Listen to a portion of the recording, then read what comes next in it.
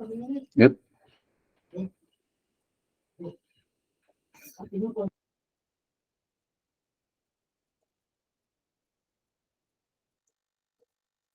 Tadi mute.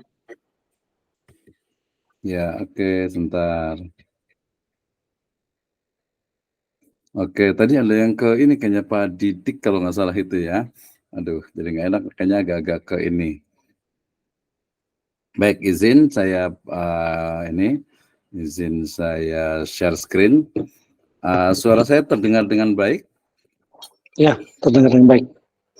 Terdengar ya. Ini saya pakai biasa mengandalkan speaker dari ini. Mudah-mudahan bisa terlihat.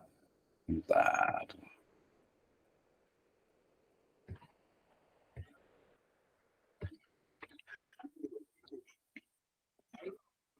Oke, screen saya sudah terlihat ya.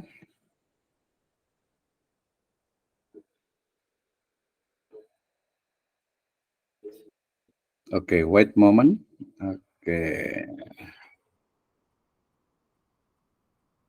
Suara saya nanti insya Allah kencang juga, walaupun ini gak terlalu kencang juga, biar gak terlalu ini nih. Gak enak juga kalau terlalu kencang. Ini sebentar.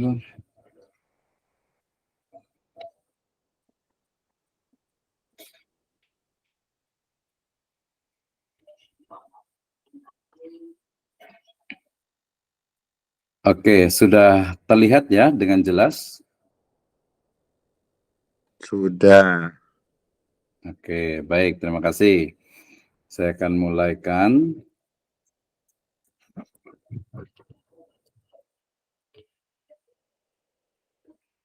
Baik, terima kasih. Bismillahirrahmanirrahim. Assalamualaikum warahmatullahi wabarakatuh.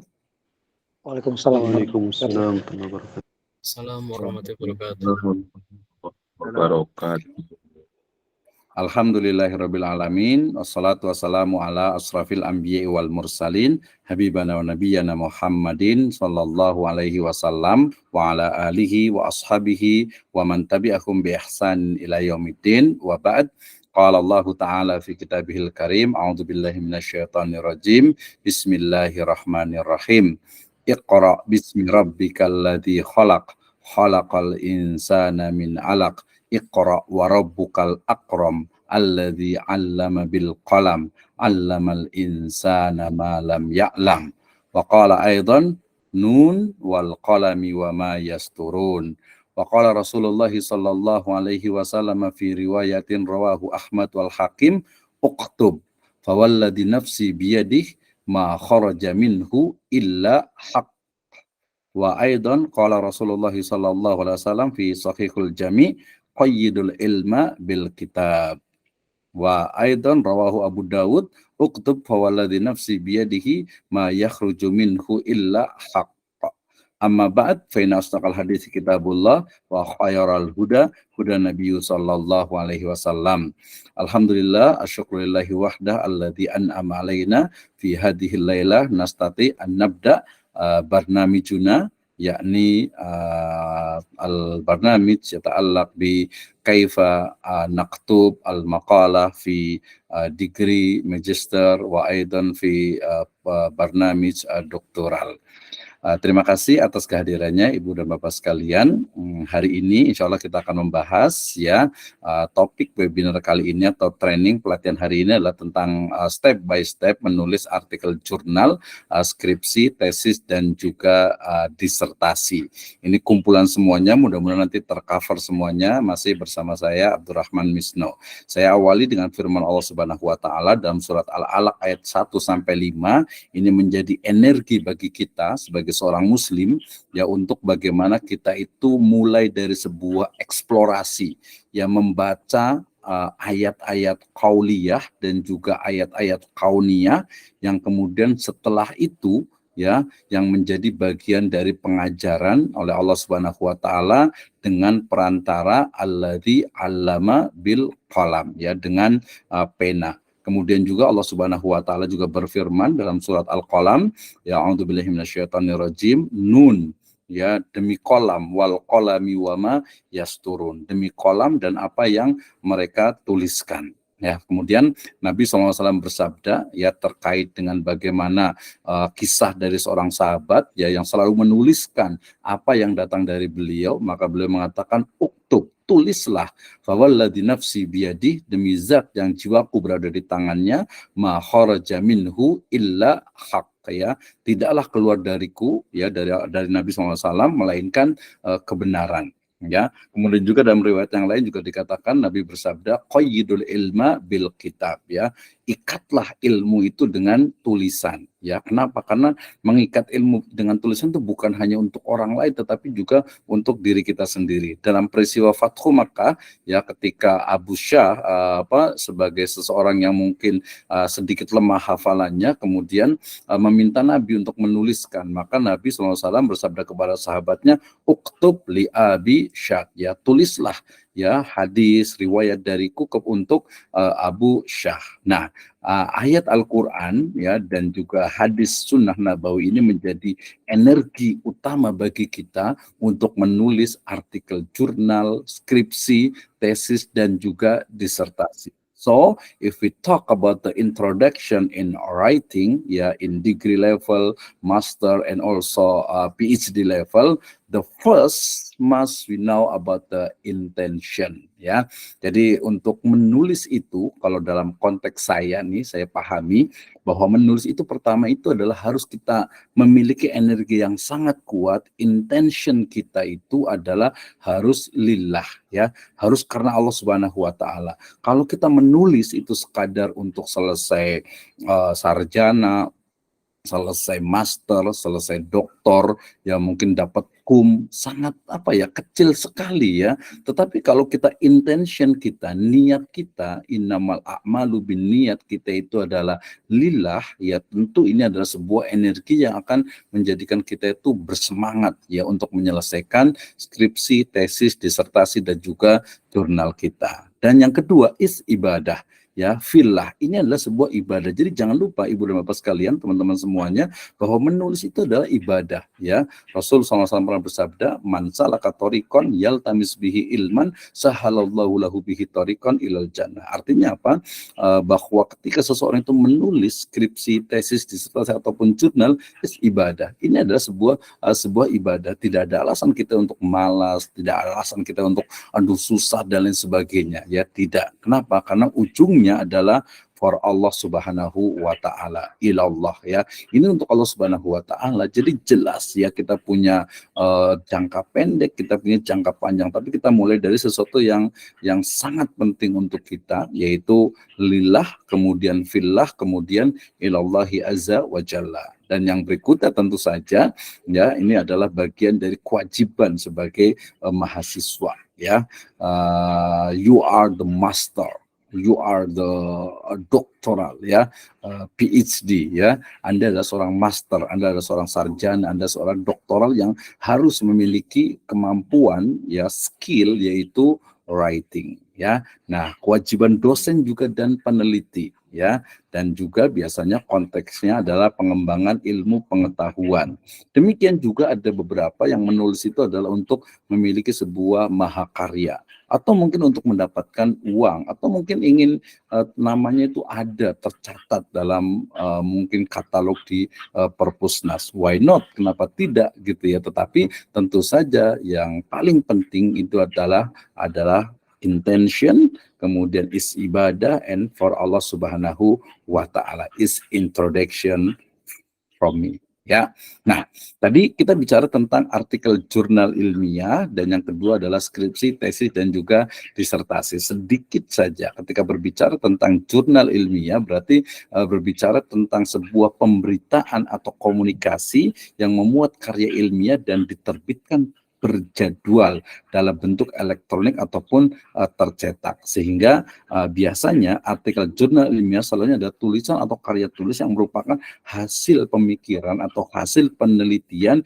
yang berisi teknik informasi faktual, menarik pembaca dan dimuat dalam media cetak khusus jurnal ataupun juga sekarang dengan OJS, Open Journal System. Ya, biasanya bagian terbesarnya itu adalah harus ada introduction-nya, harus ada riset metodologinya, harus juga ada hasil pembahasan dan juga conclusion-nya. Ini adalah artikel jurnal ilmiah. Oke. Next, mungkin ini sekilas yang mungkin masih ada pertanyaan, biasa selalu bertanya, apa sih what difference between skripsi, tesis, and disertasi gitu ya. Kalau di Singapura, di Malaysia, di beberapa wilayah di overseas itu selalunya adalah tesis ya. Kalau degree itu biasanya nggak ada malah skripsi, jadi ada tesis master, ada tesis PhD. Tapi kalau di Indonesia ya skripsi untuk S1 ya, sarjana, kemudian tesis untuk magister, kemudian disertasi untuk doktoral atau philosophical doktoral, doktor atau program doktoral. Nah,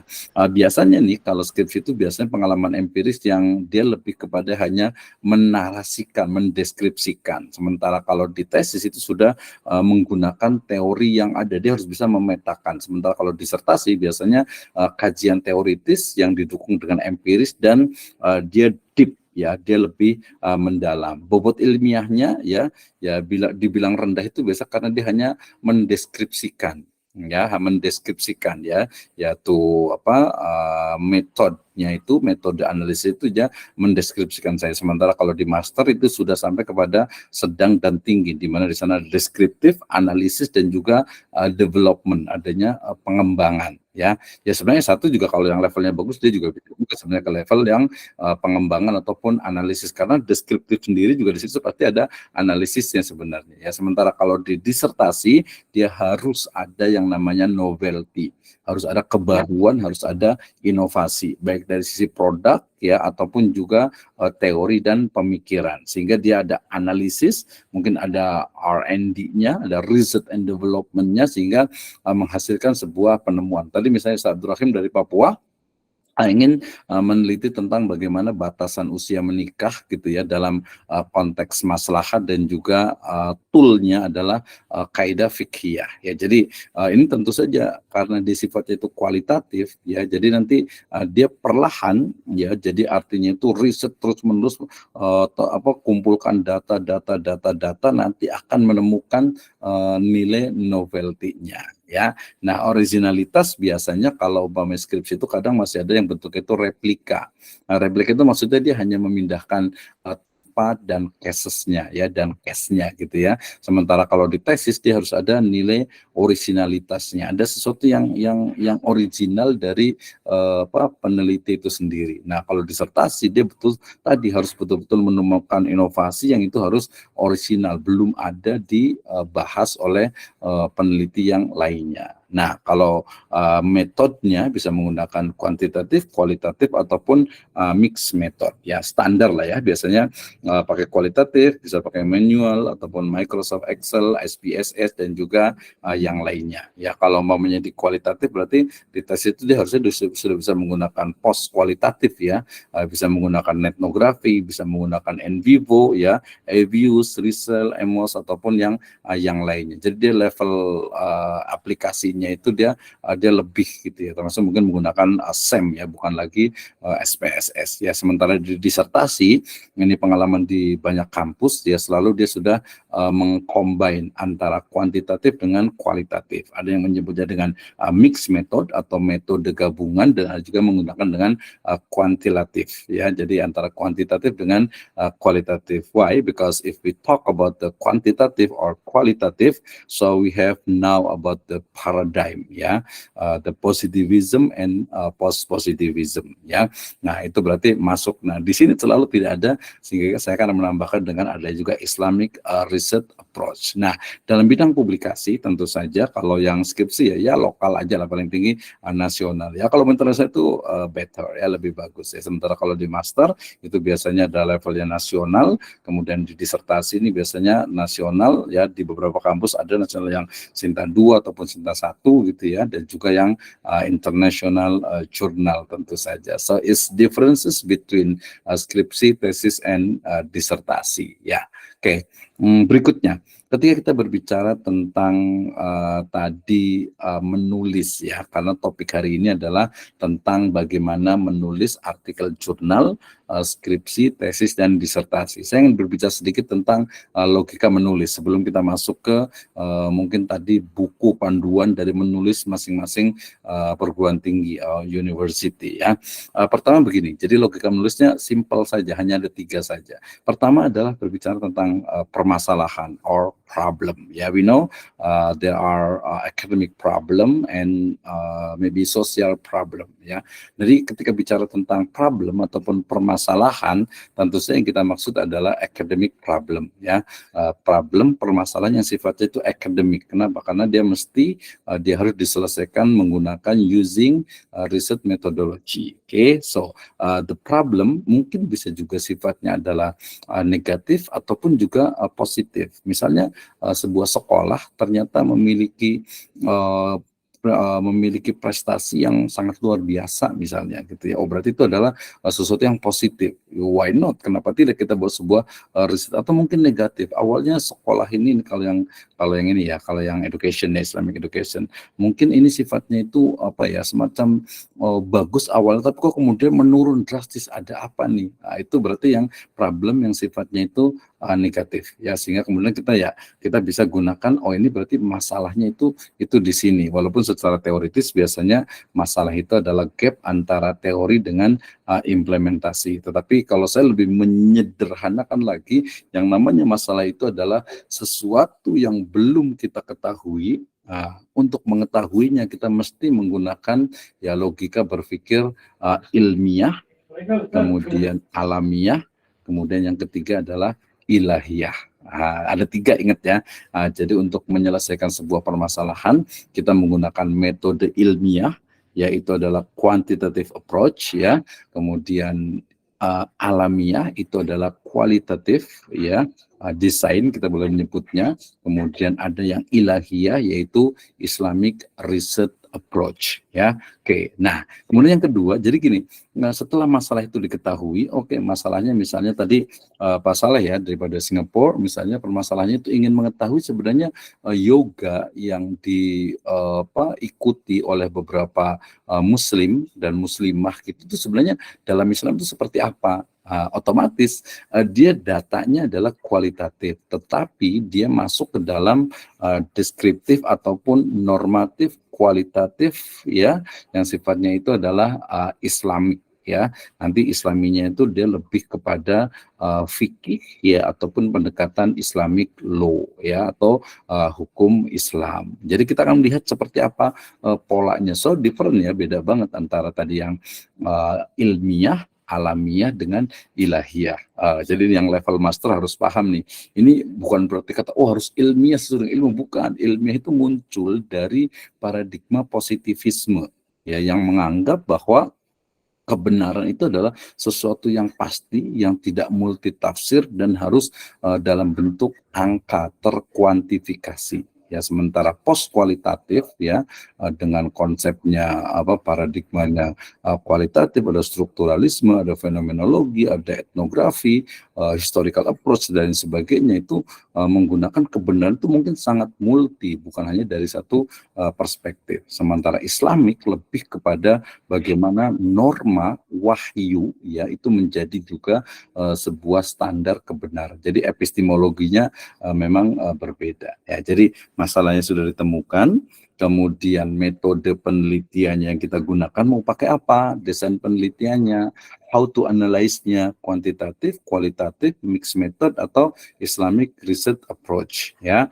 Nah ini mungkin agak sedikit, kalau nanti yang udah doktor nih yang di sini pasti akan bisa ngomong, ini berarti ini apakah desain penelitian, apakah ini pendekatan penelitian, atau dia hanya sekadar sebuah misalnya metode penelitian. Jadi ada 3 hal yang kita bisa pahami, tapi saya rasa kita mungkin bisa lebih sepakat ya, nanti kita akan lihat. Nah, setelah metode penelitian ditentukan, kemudian tool untuk menganalisisnya itu sudah kita dapatkan, dilaksanakan. Berikutnya adalah kesimpulan dan saran. Jadi hasil analisis yang deep analysis, kemudian rekomendasi dan juga saran. Jadi logika menulis itu menurut saya too simple gitu ya, sangat simpel sebenarnya gitu. Cuman biasanya kadang yang kuliah itu kadang kok dibikin susah, makanya ada beberapa tuh yang skripsi itu jadi stres gitu ya. Jadi pusing, aku gimana nih bikin tesis gitu ya. Jangan kan bikin tesis, ada beberapa mungkin mahasiswa yang baru-baru bisa, aduh belum apa-apa sudah bikin jurnal, kayak gimana nih jurnal itu makhluk kayak gimana sih, ya. Nah itu juga kita akan bahas bersama. Oke, ini logika menulis. Next berikutnya, karena saya menyebut menggunakan pelatihan ini adalah dengan step by step, maka saya langsung kepada pembahasan dari mulai bab 1, bab 2, bab 3, bab 4, bab 5 ya. Ini secara umum. Kalau ada perbedaan, yaitu nanti biasanya kita kembalikan kepada pedoman penulisan skripsi, tesis dan juga disertasi masing-masing university ya. Jadi jangan bingung. Pokoknya kita ikuti dulu saja, nanti kalau tidak ada kalau ada mungkin ada yang belum paham nanti boleh ditanyakan. Oke. Jadi sistematika penulisan ini yang lazim, yang pada umumnya biasanya itu bab 1 itu akan membahas tentang latar belakang masalah ya. Kemudian ada identifikasi masalah, kemudian ada rumusan masalah, kemudian nanti ada batasan masalah, kemudian ada tujuan penelitian, ada signifikansi penelitian, ada manfaat penelitian. Nanti kalau yang kuantitatif biasa ada tambahan, itu ada hipotesisnya kadang diletakkan di sini, baru sistematika penulisan. Nah, for your information, ya kita harus paham juga antara tesis, disertasi, skripsi yang sudah jadi dengan yang bentuknya itu proposal. Ini kadang mahasiswa itu masih tertukar ini. Ini berarti kita nulis kita nulis proposal itu berarti harus sampai bab 3 ya Pak. Gitu ya. Ya, sebenarnya tidak juga gitu. Kenapa? Namanya juga proposal. Jadi kalau proposal itu ya tidak menggunakan bab semestinya gitu. Jadi sekadar propose ya, pengajuan gitu. Jadi tapi kemudian kenapa seolah-olah itu kalau proposal itu bab 1, bab 2 dan bab 3 itu biasanya untuk memudahkan mahasiswa ya, perubahan dari proposal ke tesis ataupun disertasi ataupun skripsi itu akan mudah ketika sudah dipisahkan per bab ya. Makanya beberapa kampus terutama di yang kualitatif itu kadang memasukkan itu di bab 1 itu ada metode penelitian. Ya, ada metode penelitian, ada kerangka teori atau landasan teori. Menurut saya tidak ada masalah gitu ya. Nanti yang penting ya, antum semuanya, Ibu dan Bapak sekalian, teman-teman semuanya masukkan atau perhatikan, ikuti pedoman yang ada dalam atau di kampus masing-masing. Ya, tapi kurang lebihnya sama, nggak jauh berbeda. Saya nanti boleh saya kirimkan juga untuk pedoman di UIN, di UI, di IPB, di UNJ, di UPI gitu ya. Itu semuanya tidak jauh berbeda ya. Tapi ini secara umum. Jadi bab 1 tadi jelas sekali ya. Nanti kita akan lihat rinciannya karena ada beberapa itu identifikasi masalah kadang tidak gunakan rumusan masalah, dia biasa dalam bentuk pertanyaan penelitian. Batasan masalah juga di kualitatif kadang tidak disebutkan. Tujuan penelitian selalu ada, kemudian signifikansi penelitian juga kadang tidak ada, sementara manfaat penelitian dan sistematika penulisan itu dia selalunya ada gitu ya. Nah, kemudian bab 2 nanti kita akan bicara tentang definisi operasional. Nah, ini yang kadang terjebak itu S1 terutama, kadang di master juga sama nih ya. Kadang definisi operasional itu seolah itu hanya pengertian ya, ruang lingkup. Jadi dia hanya membahas tentang mungkin kayak misalnya nih ya, kalau mau meneliti tadi tentang misalnya Pak Sabtu Rahim nih mau menulis tentang maslahah misalnya gitu ya. Maka seolah itu bab 2 itu cuma teori tentang A to Z, A sampai Z itu tentang maslahah, tetapi tidak memasukkan ini yang saya sebut dengan korelasi antar variabel. Ini variabel biasanya kuantitatif ya, tapi nanti saya menyebutnya korelasi antar subtopik atau antar istilah-istilah yang akan diriset gitu ya. Karena ini saya menggabungkan antara kuantitatif dengan kualitatif method ya.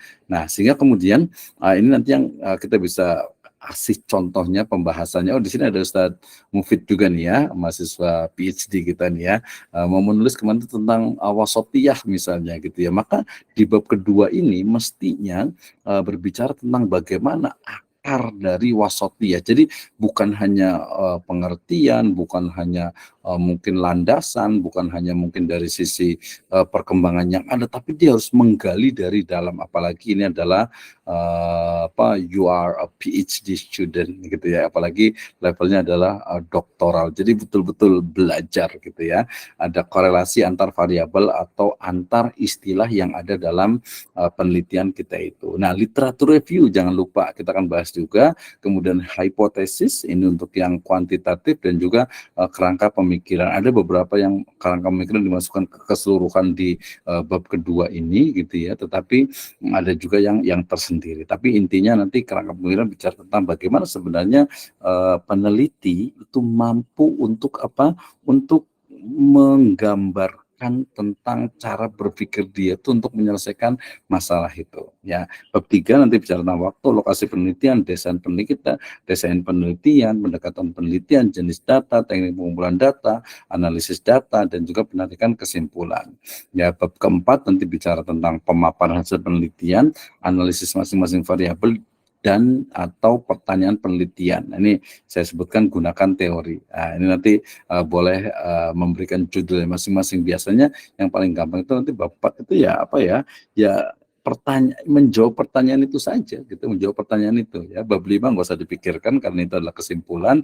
Nanti berikutnya ada lampiran, ada kuesioner, angket kalau kuantitatif, ada transkrip wawancara, ada dokumentasi dan juga biografi juga ya, dan pendukung yang lainnya. Oke ya.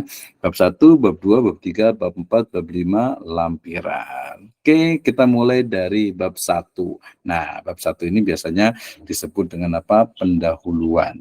Ya, bab 1 pendahuluan, namanya juga pendahuluan, berarti mendahului atau mengantarkan pembaca kepada permasalahan yang akan diteliti. Nah, ini apa ya, bahasa itu mungkin logika penelitian atau logika menulis ya, seperti yang saya sebutkan. Jadi begini, kalau kita mau membahas tentang sesuatu, pasti kan di awalnya itu ada pendahuluannya, ada introduction-nya, ada mukodimahnya.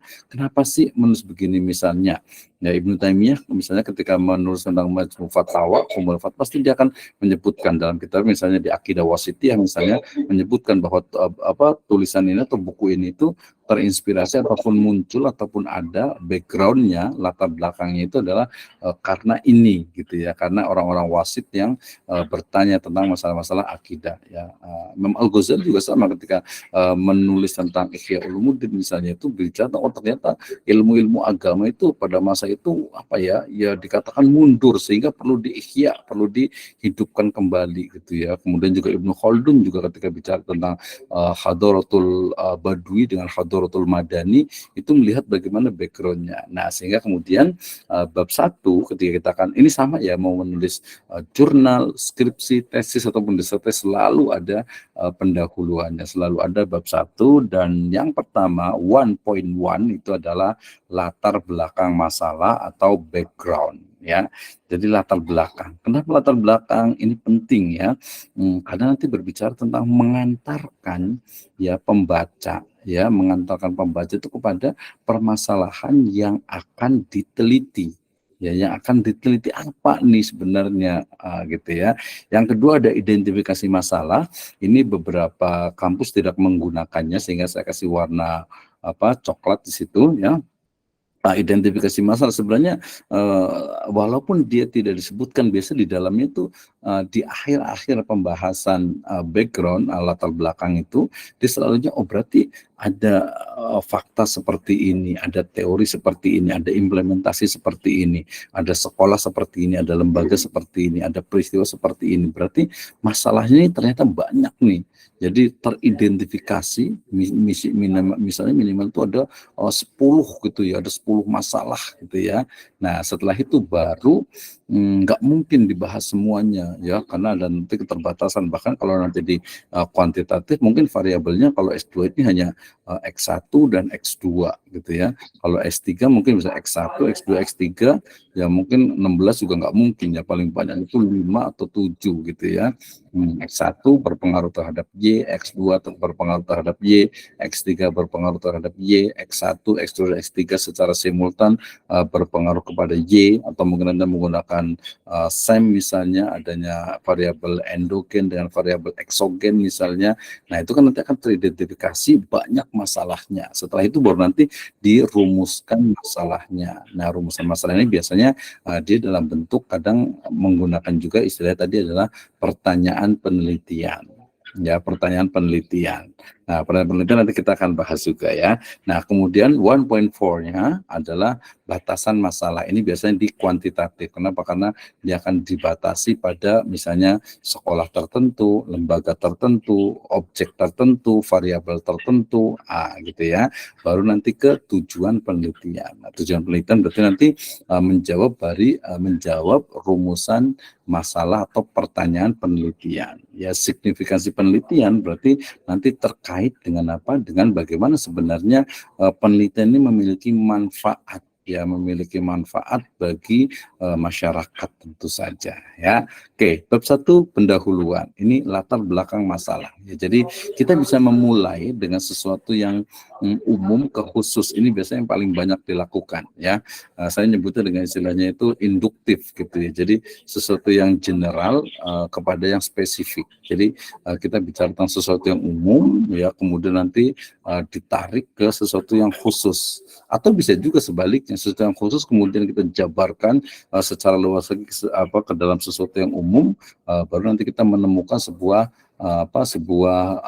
permasalahan, ya, teridentifikasi permasalahan. Jadi ini masing-masing penulis itu biasanya berbeda, tapi secara umum biasanya selalu menggunakan sesuatu yang sifatnya general, sesuatu yang umum kepada yang khusus, secara yang spesifik. Ini biasanya lebih mudah gitu ya. Tapi kalau di level master ataupun di doktoral itu biasanya dia lebih bervariasi. Ya, bisa saja umum khusus itu sangat mungkin. Yang penting nanti antar paragraf itu dia ada perpaduan. Ini yang paling penting biasanya itu ya.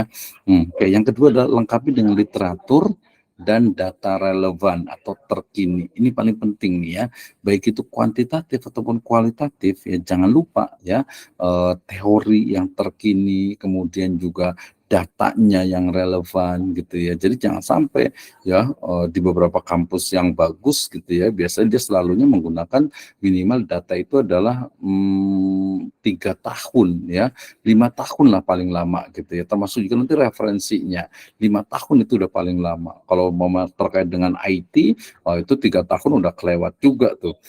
Ya, hari ini masih bicara tentang misalnya BlackBerry gitu, bicara tentang Windows yang lama gitu ya, udah nggak zaman lagi, udah lewat gitu ya. Itu kalau IT ya. Tapi kalau kaitan dengan kajian TUROS misalnya, itu tidak ada masalah. Tapi riset terbarunya itu juga harus dibawakan ya. Nah, yang ketiga jangan lupa kutip berbagai teori yang berkaitan dengan topik utama. Ini penting nih ya. Jadi misalnya siapa lagi nih nanti yang boleh kita diskusikan ya. Misalnya berbicara tentang tadi Ustaz Mufid tentang wasatiyah misalnya gitu ya. Oh, berarti harus tahu nih siapa sih sebenarnya menggunakan istilah wasatiyah itu. Nah, wasatiyah itu dalam konteks Indonesia misalnya itu seperti apa, dalam konteks masa lalu itu seperti apa gitu. Apakah ada perubahan atau mungkin ya berbeda penafsirannya gitu ya. Ini perlu dipahamkan, dan mungkin bisa jadi ya ada teman juga di Singapura juga yang menulis tentang wasatiyah, misalnya akhirnya menemukan ya wasatiyah dalam praktek di Singapura, so difference ya, beda dengan mungkin wasatiyah yang ada di Indonesia gitu ya. Termasuk juga mungkin wasatiyah dengan istilahnya itu Islam Madaninya di Malaysia itu juga akan berbeda dengan konteks yang ada di Indonesia gitu ya. Ini menurut saya akan menjadi sebuah temuan. Sama juga tadi dengan Ustaz Abdul Rahim ya, ketika bicara tentang maslahah, konteksnya Al-Juwaini, Al-Ghazali, kemudian Asy-Syatibi gitu ya, Ibnu Qayyim, Ibnu Taimiyah, itu dia akan berbeda dalam konteks yang sekarang ini. Apalagi dia adalah sebuah permasalahan fikih yang itu sangat-sangat multi interpretasi ya. Nah, kemudian yang keempat, jangan lupa juga tambah dengan bagan, tabel ataupun data statistik ya. Ini kadang teman-teman yang mungkin di kualitatif biasanya itu kadang kok agak-agak anti dengan kata-kata statistik atau mungkin dengan data atau dengan tabel, padahal tidak, baik itu kuantitatif ataupun kualitatif di background ya, di latar belakang itu sangat mungkin sekali untuk meletakkan data statistik. Maksudnya itu adalah data dalam bentuk bagan, tabel ataupun gambar gitu yang memang itu menyokong ya, artinya itu mensupport, mendukung dari background masalah kita ini ya. Nah, misalnya nih, saya mau menulis tentang kurikulum merdeka misalnya gitu ya, tentang kurikulum merdeka misalnya gitu. Nah, berarti seperti apa nih? Berarti harus paham dulu tentang teori-teori kurikulum ya, seperti apa sebenarnya media pembelajarannya, evaluasinya, tujuan kurikulum, karakternya, termasuk juga metode dalam pengembangan kurikulum ya. Atau mungkin yang bidang di ekonomi bisnis misalnya, saya menulis tentang cryptocurrency misalnya gitu ya, atau mungkin saya menulis tentang bagaimana sih sebenarnya konsep makroekonomi yang islami gitu, udah ada atau belum nih gitu ya. Nah, termasuk juga mungkin kritik terhadap ilmu ekonomi syariah misalnya gitu ya, apakah ini cuman tempelan saja gitu atau mungkin memang perlu dikembangkan. Jadi dia data baik itu dalam bentuk bagan, tabel ya, dia ada data statistik itu bukan sesuatu yang tabu dalam penelitian kualitatif gitu ya, karena itu memang menguatkan ya. Nah, identifikasi berbagai permasalahan ini biasanya di akhir yang nantinya kita akan menemukan ternyata masalahnya itu banyak sekali gitu ya. Masalahnya itu banyak sekali yang harus diselesaikan. Nah, gitu ya. Ini adalah latar belakang masalah. Jadi analoginya itu seperti kita mau berangkat ke misalnya ke mana ya, kita mau berangkat ke Mekah gitu ya, ke Hijaz gitu, kemudian kita naik pesawat, maka pesawat itu adalah latar belakangnya. Jadi setelah sampai di sana ya, misalnya di Jeddah misalnya, nah kemudian nanti pesawatnya balik lagi. Nah, itu namanya yang disebut dengan latar belakang masalah. Oke, kemudian tadi karena identifikasi itu tidak semuanya ada, saya langsung masuk kepada 1.3 yaitu rumusan masalah. Ada yang pakai ABC tapi yang standar biasa menggunakan 1.1, 1.2, 1.3 gitu ya. Oke, 1.3 itu adalah rumusan masalah atau bisa juga kadang menggunakan istilah pertanyaan penelitian. Eta keneh cek orang Sunda wah gitu ya. Jadi rumusan masalah, pertanyaan penelitian itu pertama itu harus fokus pada academic question tadi ya, based from academic problem ya. Jadi yang akan kita analisis itu adalah permasalahan akademik. Pertanyaan juga pertanyaan akademik gitu ya. Jangan yang terlalu simpel, jangan menggunakan kata apa gitu ya. Apa kalau ada kelanjutannya masih oke gitu ya. Tapi kalau apa yang dimaksud dengan maslahat gitu ya, apa yang dimaksud dengan wasatiyah, apa yang dimaksud dengan yoga misalnya gitu ya. Enggak seperti itu karena tidak dirumuskan pun itu pasti akan dibahas gitu. Karena itu bukan academic question gitu ya. Nah, jadi gunakan biasanya standar itu pakai how ya, menggunakan kata-kata bagaimana gitu ya. Itu mungkin seperti apa gitu bisa juga gitu. Atau mungkin kalau di kuantitatif ya bagaimana hubungan atau apa hubungan ya, apa pengaruh ya. Nah, di kuantitatif selalu menggunakan kata-kata apa ya. Apa pengaruh X1 terhadap Y, apa pengaruh X2 terhadap Y, apa pengaruh X1 dan X2 secara simultan terhadap Y, apakah ada mediatornya atau interveningnya. Jadi dia akan banyak pertanyaannya gitu. Nah, jenis pertanyaan penelitian ini meniscayakan jawaban yang sifatnya itu analisis ya, bukan deskriptif ya. Jadi kalau deskriptif ini ya di levelnya S1 gitu ya. S1 misalnya tadi Pak Saleh misalnya mau nulis tentang yoga dalam hukum Islam misalnya gitu ya, singkatnya ya. Ya berarti ya deskripsikan saja bagaimana A to Z ya.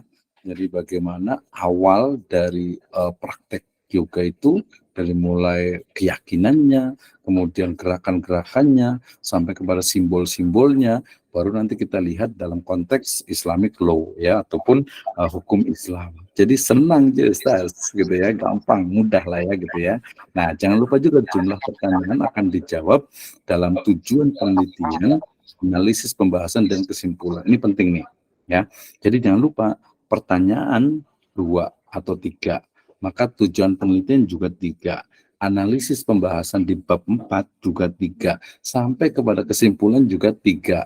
Itu saling terkait tuh ya, saling terkait. Jangan lupa di pertanyaan penelitian, tujuan penelitian, analisis pembahasan bab 4 sampai kepada kesimpulan. Dia harus sama ya. Oke, ini adalah rumusan masalah. Next ya, ini saya ringkas semuanya mulai dari batasan masalah, tujuan penelitian, manfaat penelitian, signifikansi penelitian. Ini kayaknya karena ini biasanya nggak usah dipikirkan lah gitu ya. Batasan masalah ini tidak semuanya ada ya, biasanya di kuantitatif yaitu batasan penelitian khususnya pada penelitian kuantitatif, tempatnya, waktunya, variabelnya dan lain sebagainya. Ya, tujuan penelitian, analisis atas jawaban yang ada dalam rumusan masalah atau pertanyaan penelitian tadi. 2 ya 2, 3 3 biasa gampang dengan di copy kemudian di paste di tujuan penelitian, kemudian kata tanyanya diganti dengan kata how to analyze, menganalisis, menguraikan, memahami, atau mungkin merumuskan gitu ya. Itu udah jadi tujuan penelitian.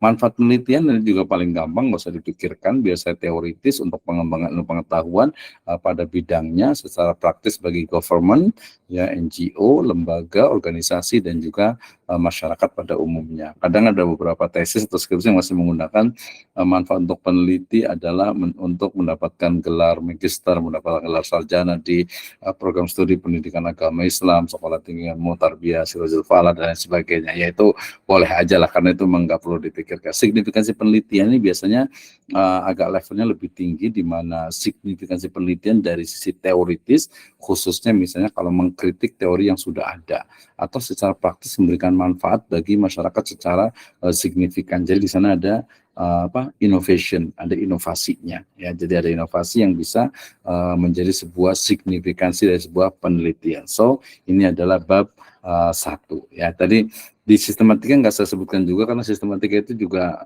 udah standar lah ya.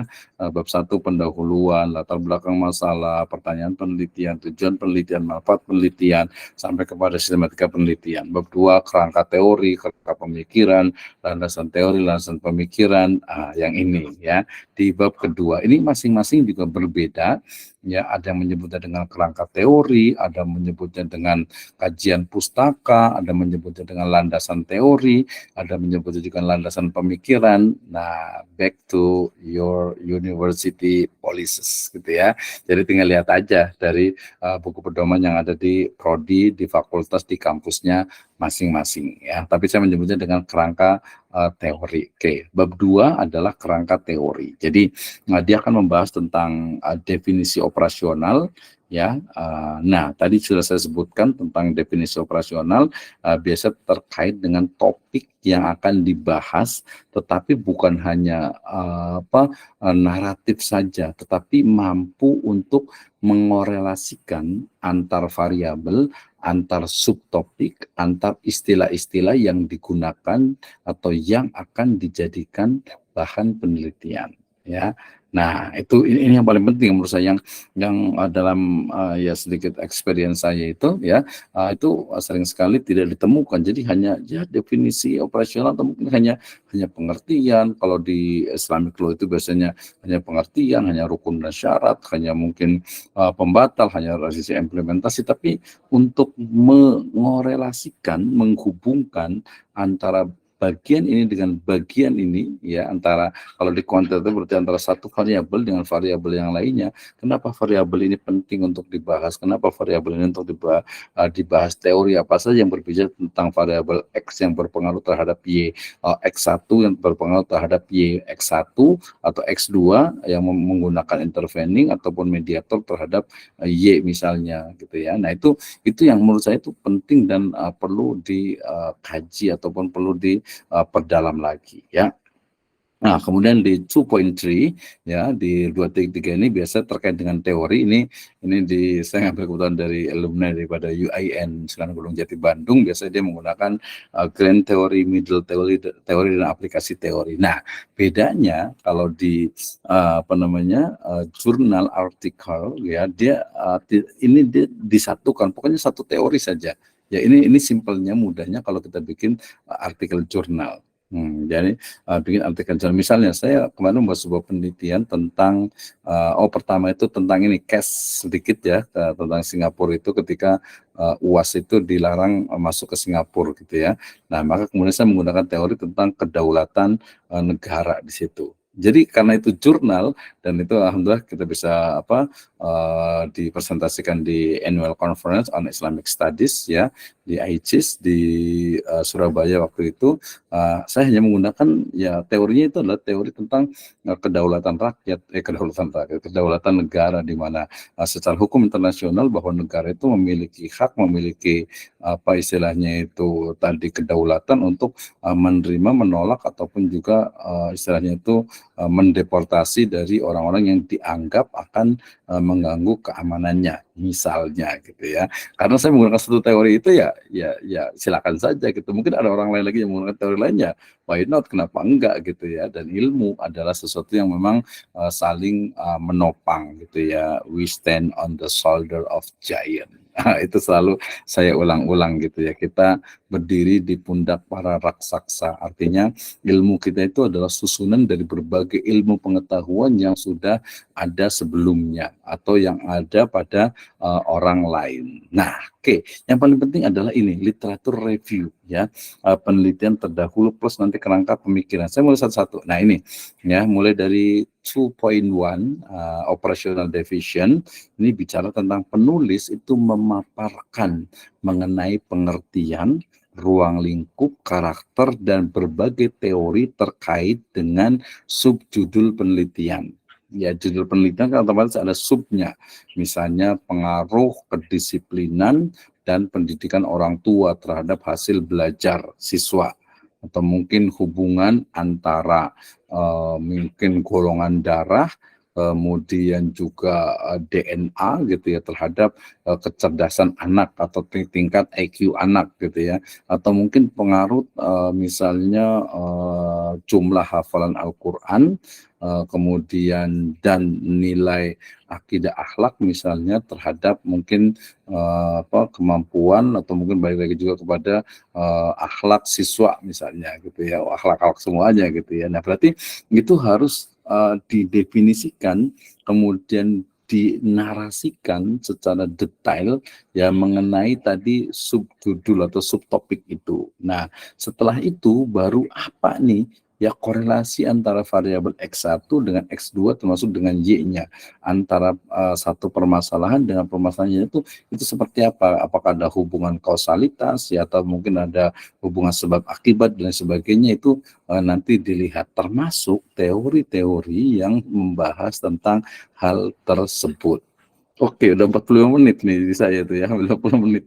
Penekanan yang kedua, penekanan bukan hanya definisi, ingat nih yang kedua. Penekanan bukan hanya definisi, tetapi berbagai teori yang berkembang terkait dengan variabel atau subtopik judul secara komprehensif. Ya, ingat, pembahasan itu harus didukung oleh data mutakhir serta sumber yang kredibel sesuai dengan tingkat pendidikan di sarjana, di magister ataupun di doktoral. Itu berbeda tentu saja masing-masingnya. Ya, ini definisi operasional. Ini teori, grand, middle, dan application teori. Ini teori yang berkaitan erat dengan judul penelitian yang dijadikan pisau analisis ya dalam penelitian sehingga lebih mendalam. Ini yang ini kalau menurut saya ini lebih, kalau ke jurnal itu lebih mudah lagi. Misalnya tadi Mas Abdul Rahim ya, tadi yang saya bicarakan baru 2-3 orang ya, nanti boleh next lah ya. Jadi misalnya mau membahas tentang batasan usia menikah ya dalam kajian misalnya maslahah di kaidah fikih ya, masalah dalam sebuah kaidah fikih, berarti ya green teorinya bicara tentang maslahah otomatis gitu ya. Jadi maslahnya itu seperti apa? Apakah ada maslahatul fardiyah atau maslahatul ammah atau maslahatul khosoh gitu ya? Atau jangan-jangan nanti ada maslahah dauliyah ya, atau maslahatul daulah gitu ya? Oh, pasti ada di situ ya. Jadi dia akan menemukan, karena ini adalah kualitatif, nanti akan menemukan novelty atau kebaruan dari sebuah tujuan itu, dari sebuah penelitian itu ya. Karena undang-undang tentang perkawinan nomor 174 yang diamandemen itu kan lebih banyak memang intinya itu adalah kepada tadi batasan usia menikah gitu ya. Kenapa itu harus dilakukan gitu ya? Termasuk banyak banget kalau dalam kajian hukum Islam, banyak sekali ya di kompilasi hukum Islam ya. Kalau zaman sekarang itu dengan di kompilasi hukum ekonomi syariah akan lebih banyak lagi bahan untuk dikaji. Ya, ingat, teori harus berasal dari sumber original dan kredibel sehingga dapat dipertanggungjawabkan secara ilmiah. Ini terutama nanti di level S2 dan S3 ya. Jadi jangan menggunakan buku terjemahan. Aduh, hari ini masih level master gitu ya, masih pakai terjemahan gitu ya, apalagi yang PhD gitu ya. Ini Ustadz Mufid ya berarti harus Arabic ya. Jadi references-nya itu harus Arabic gitu ya, harus bahasa Arab ketika bicara tentang wasatiyah. Ini wasatiyah yang mana nih gitu kan ya. Ketika tadi maslahah, ini Al-Juwaini harus baca bukunya Al-Juwaini nih, ya, harus baca bukunya Asy-Syatibi nih gitu ya. Jadi jangan hanya buku terjemahan, apalagi cuma dari jurnal atau tesis atau disertasi orang lain gitu ya. Itu kurang classy ya, kurang berkelas gitu ya. Nah, itu dari sisi originalitas, itu kekuatan di situ. Sebagai contoh begini, ketika saya mau bicara tentang pengertian misalnya, tadi yang saya tambah, saya ulang-ulang lagi, yoga, kemudian wasatiyah, kemudian juga tadi tentang maslahah gitu ya, maka ketika saya bicara tentang definisi, takrif ataupun pengertian, maka wajib tuh ngambil dari komus atau kamus ya. Ya kalau S3 masa masih pakai kamus Munawir sih kan nggak berkelas banget gitu ya. Ya minimal pakai Lisanul Arab gitu ya, pakai Tajul Arus gitu ya.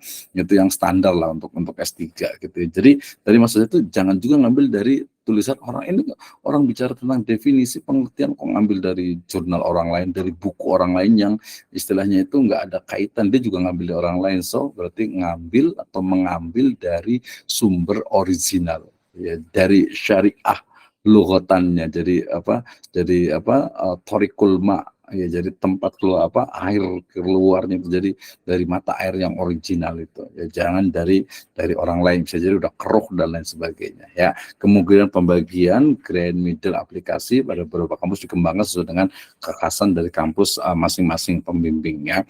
Ini biasanya setiap kampus itu punya kekhasan, dan ini ya biasanya ya tadi, kalau secara ini sanadnya harus nyambung ya berarti Anda kuliah di kampus itu ya berarti harus mewarisi dari budaya ilmu yang ada di situ gitu ya, kekhasan ilmu yang ada di situ. Misalnya kalau saya di UIN Bandung dengan Prof Juhai S. Praja ya rahimahullah, dia beliau mengembangkan teori syahadah gitu ya, teori kredo gitu ya, maka ya harus teori syahadah itu adalah seperti ini ya, kayak seperti itu ya. Kemudian pada penelitian data kuantitatif, maka pengembangan teori sebagai variabel kemudian diturunkan menjadi indikator dan akhirnya menjadi kisi-kisi dalam angket, itu harus original ya untuk S2 dan juga S3. Jadi jangan ngambil dari orang lain yang sudah ada ya, grand, middle, and application theories. Nah, ini yang paling penting menurut saya, itu literatur review ya. Masih ada 10 menit nih, biar 60 menit ya. Literatur review atau penelitian terdahulu yang relevan. Jadi yang pertama adalah pilih literatur review yang relevan dengan tema utama penelitian ya. Perlu dipahami bahwa literatur review itu adalah digunakan, manfaatnya itu adalah untuk positioning dari penelitian kita. Oh, orang lain yang meneliti tentang wasatiyah udah banyak, yang yoga banyak, tentang batasan usia nikah itu udah banyak gitu ya. Maka posisi kita itu di mana? Nah, maka kualitas literatur review itu akan memengaruhi kualitas penelitian, utamanya dari sisi referensi dan juga positioning penelitian ya. Untuk yang S3 wajib nih ya, untuk referensi di literatur review itu harus pakai bahasa Inggris atau bahasa Arab atau jurnal internasional ataupun penelitian sifatnya internasional. Jadi jangan sampai hanya jago kandang gitu ya. Nah, itu selalu disampaikan tuh ya. Yang master ya minimal nasional lah gitu ya. Terus jangan ini tesis kok ngutipnya dari skripsi gitu ya. Sebenarnya bukan merendahkan sih, bukan ya, tetapi ya levelnya itu harusnya ya namanya tesis yang ambil dari tesis gitu. Termasuk biasa ada istilah juga kalau di tesis dan disertasi itu jangan menggunakan buku pengantar. Karena kalau pengantar itu ya cuma menghantarkan gitu, belum sampai ke pembahasan pengantar ekonomi, pengantar pendidikan, pengantar apalah gitu ya, mau mengantar pengantar. Nah, itu biasanya tidak digunakan karena dia baru mengantarkan ya. Nah, literatur review yang utama sekarang ini adalah jurnal, disertasi, hasil penelitian, tesis, dan juga skripsi sesuai dengan tingkat pendidikannya penelitiannya. Kalau skripsi masih boleh skripsi, pakai tesis ya tesis. Kalau yang disertasi ya pakai yang hasil penelitian disertasi atau minimal jurnal gitu ya. Jurnalnya juga kalau disertasi ya jangan yang Sinta 6, 5, 4 gitu ya, standar Sinta 2, Sinta 1 ataupun juga internasional jurnal tentu saja itu untuk yang disertasi. Jadi levelnya itu lebih luas gitu ya. Oke, kemudian dalam literatur ini tuliskan nama peneliti, tahun lembaga, metode yang digunakan, alat menganalisis, hasil penelitian, perbedaan penelitian dan yang dilakukan. Misalnya Abdurrahman tahun 2020 melakukan penelitian mengenai wasatiyah Islam di Singapura. Metode yang digunakan adalah data kualitatif dengan alat analisis, observasi, ya, kemudian interview dan juga dokumentasi. Kredibilitas dilakukan dengan menggunakan Miles and Huberman dengan triangulasi, baik triangulasi data, triangulasi metode ataupun triangulasi sumber. Kemudian validitas data digunakan dengan check member, di mana memperpanjang penelitian ataupun observasi dan yang lainnya. Nah, kemudian hasil penelitian menunjukkan bahwasannya wasatiyah Islam di Singapura menunjukkan bahwa Islam yang dilaksanakan oleh masyarakat Muslim minoritas di Singapura adalah Islam yang mencoba menerima berbagai sifat modernitas dengan pola masyarakat yang berbilang kaum, yang plural, sehingga kemudian menemukan tetap dengan jati dirinya sebagai seorang Muslim. Perbedaan penelitian yang akan dilakukan adalah bahwa penelitian yang akan dilakukan ini khusus di Indonesia dalam konteks misalnya Negara Kesatuan Republik Indonesia, kan beda tuh walaupun sama-sama wasatiyah. Nah, jangan lupa dalam literatur itu urutkan literatur berdasarkan tahun atau topik yang dibahas, misalnya metode penelitiannya, lokasi penelitiannya, variabelnya, dan juga objek penelitiannya dari tahun yang lama yang sampai yang terbaru, sehingga kita tahu apa ya disebut dengan bisa disebut dengan apa istilahnya itu urutan kronologi dari sebuah penelitian ya. Jadi kita seperti ini ternyata urutan penelitian yang sudah dilakukan dalam konteks nasional ataupun global. Kerangka pemikiran memaparkan mengenai kerangka berpikir yang digunakan dalam penelitian, menguji originalitas peneliti, kemampuan berpikir logis, sistematis, dan empiris dalam penelitian. Ini di bab kedua. Ini bab ketiga tentang metode penelitian. Ya, nanti sepertinya kalau ada waktu kita akan ini kan, ya nanti bisa kita potong dulu. Ini bisa tentang bab 3 tentang metode penelitian. Ya, bicara tentang waktu dan lokasi penelitian, kemudian desain penelitian, pendekatan penelitian, jenis data, teknik pengumpulan data, analisis data, dan penarikan kesimpulan. Ini mulai dari waktu dan lokasi penelitian, nggak usah dipikirkan ini Mah ya, ini yang paling gampang lah Pak. Tapi yang paling penting nanti kalau di waktu dan lokasi penelitian itu adalah ini ada peserta juga yang katanya pengen lulus ujian proposal gitu ya. Kalau ujian proposal tesis itu yang ditanya pertama biasanya terkait dengan why you choose this topic gitu ya. Kenapa Anda memilih topik ini? Apa kelebihannya? Termasuk nanti kalau dari sisi lokasi, kenapa Anda memilih lokasi ini? Maka jawabannya itu harus logis dan sistematis. Jangan bilang, ya ini kan sekolahannya dekat, ini lembaganya dekat, ini yang gampang ditemukan. Tidak seperti itu. Itu tidak logis dan juga tidak sistematis, apalagi empiris gitu ya. Jadi gampang. Ada video saya juga terkait dengan 5 pertanyaan yang wajib dalam ujian proposal tesis. Yang pertama adalah kenapa Anda memilih topik ini, ya. Kemudian yang kedua, metode apa yang akan Anda lakukan, ya. Kemudian bagaimana cara menganalisis datanya, kemudian sepenting apa masalah ini, signifikansi dari penelitiannya, sampai kepada kemampuan Anda dalam melakukan penelitian ini, yaitu biasanya di batasan penelitian dan juga nanti di pilihan dalam topik ataupun tema judul penelitian itu ya. Ini waktu dan lokasi penelitian 3.1, 3.2-nya adalah terkait dengan banyak sekali tentang identifikasi ini tentang perbedaan antara desain penelitian dengan research approach, dengan pendekatan penelitian, kemudian data penelitian. Ini biasanya yang nulis ini biasanya yang di S1 ya. Kalau S2 kadang ada 1-2 yang salah. Jadi ketika bicara tentang data penelitian, research data ataupun jenis dari types of data ya, dapat tipe atau jenis data ya, jadi data berdasarkan sumbernya, data berdasarkan sifatnya, data berdasarkan jenisnya, ya kemudian bagaimana teknik pengumpulan data, kalau untuk kuantitatifnya, bagaimana menguji normalitas, reliabilitas dan seterusnya dari kuesioner dari angketnya itu. Kalau kualitatif berarti observasi, wawancara dan juga studi dokumennya. Kalau analisis berarti pakai statistiknya. Kalau kualitatif etnografi, fenomenologi, etnografi, case study, content analysis, historical approach, archaeology,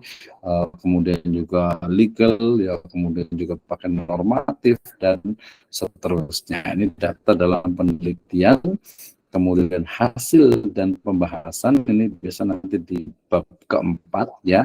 Kita akan lihat variabel dan rumusan masalah, variabel yang harus menggunakan teori, kemudian menjawab pertanyaan penelitian tentu saja. Bab 5-nya adalah penutup kesimpulan, di sana ada saran-saran dan rekomendasi, dan juga biasa ada keterbatasan penelitian ya, kemudian daftar pustaka. Bila kita menggunakan APA style ya, American Psychological Association style, ini biasa standar pakai nama terbalik, kemudian tahunnya ditutup, kemudian baru sampai ke penerbitannya. Kelengkapan karya ilmiah biasanya ada di lampiran itu, ada kuesioner. Kalau kuantitatif ada transkrip interview, ada dokumentasi, dan juga ada biografi penulis, kadang pakai izin penelitian dan lain sebagainya. It's from me, thank you very much, jazakallahu khairan ala ihtimamikum, and we can discuss about our topic this night. Oke, terima kasih. Baik, mudah. Ya, terima kasih 20 menit ya. Nah, kita disertasi lebih mungkin sekitar 30 menit. Silahkan raise hand untuk yang bertanya ataupun juga boleh di chat room. Saya persilahkan. Siapa dulu nih yang mau bertanya nih? Silahkan. Oke, terima kasih tadi yang sudah untuk yang absensinya. Nanti insya Allah untuk yang berkontribusi nanti mohon ininya nanti akan ada sertifikat, kemudian juga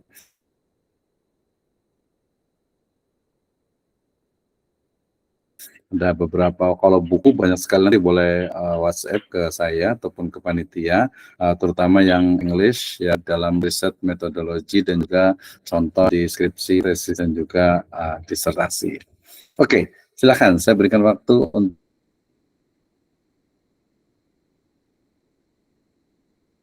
yang mau bertanya ya, mudah-mudahan masih on semuanya nih. Silakan. Siapa dulu yang mau bertanya nih?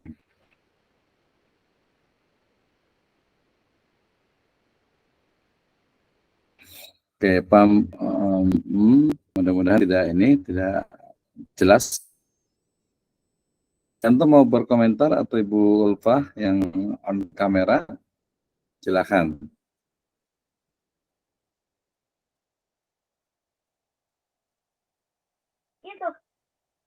Halo, Assalamualaikum Pak Misno.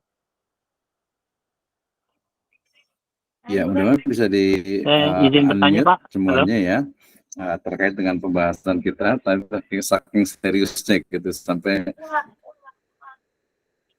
Oke, terima kasih untuk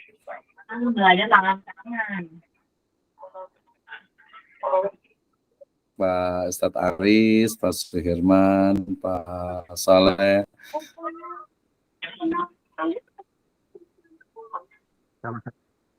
Ustadz Abdurrahim, Pak Alpianto, Bu Yeni, dan yang lainnya. Ya, Silakan Pak. Silakan. Waalaikumsalam Pak Asep.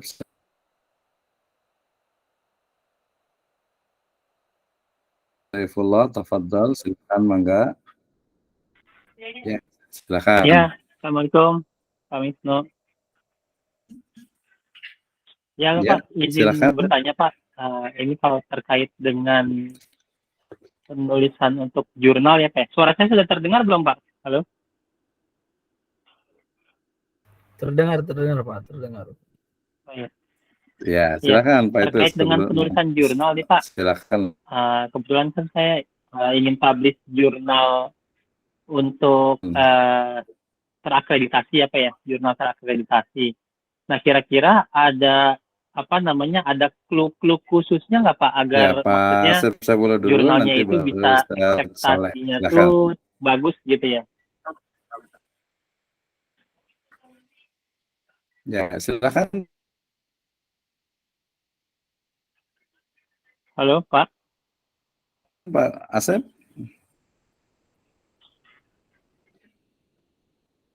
Kayaknya Bapak bisa agak dengar suara sedikit saya ini Pak? mungkin Hah? ya, sedikit gangguan kali ya. Halo?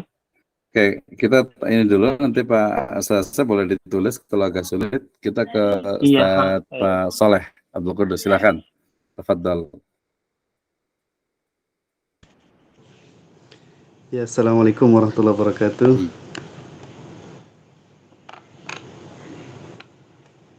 Insyaallah. Iya. Kaifahalukum Pak Dokter? Ya. Masyaallah. Ya, silakan Pak Asep. Waalaikumsalam. Silakan. Hal الصوت واضح يا دكتور؟ Ya, silakan.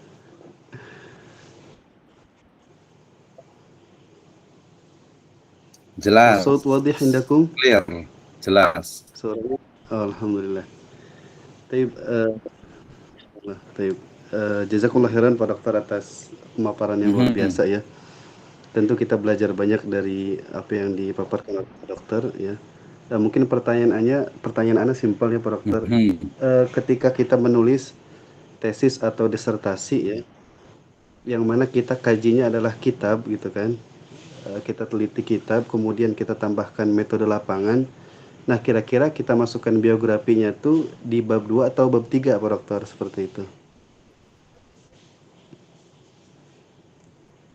Halo, Assalamualaikum. Oke, rencana mau di jurnal Sinta berapa Pak Asep? Ya, rencana mau jurnal Sinta berapa sama di bidang keilmuannya apa?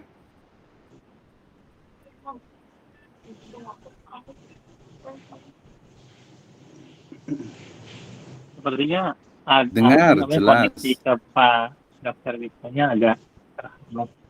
Sudah terdengar sekarang ya? Ya Pak, maksudnya tadi yang saya tanyakan adalah ada clue-clue khusus nggak sih Pak agar akseptasinya itu tinggi gitu ketika kita mengirimkan bisa langsung diterima tanpa ada Ya, banyak jadi revisi atau perbaikan. untuk jurnalnya, untuk Sinta berapa?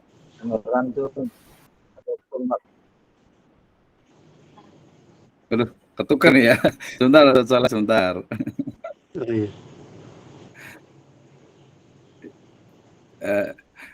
Ya, seseorang mau bertanya, apa Asep dulu nih?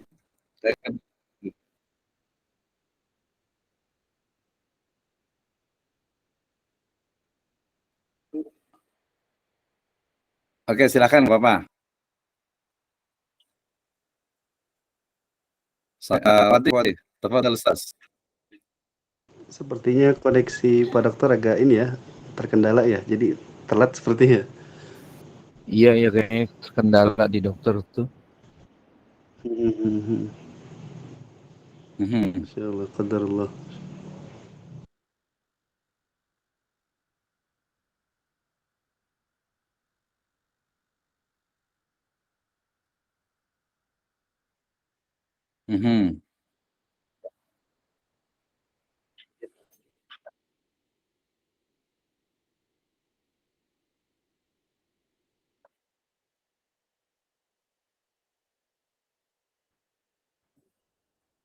Oke, ada lagi?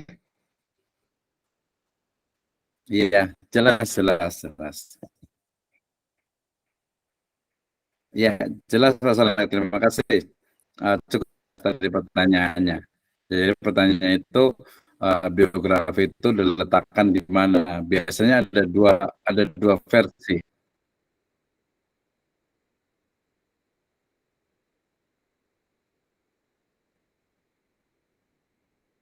Iya, kayaknya deh. Tapi enggak sih, cukup bagus sih di saya itu. Jadi ada dua. Ini ke tuker-tuker ya. Terima kasih. Nanti saya jawab Pak Asep juga ya. Jadi Ustaz Saleh,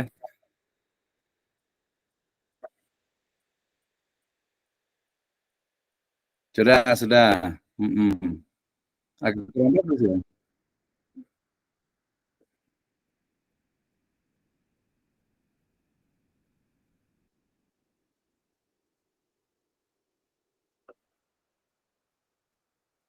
Oke, terima kasih.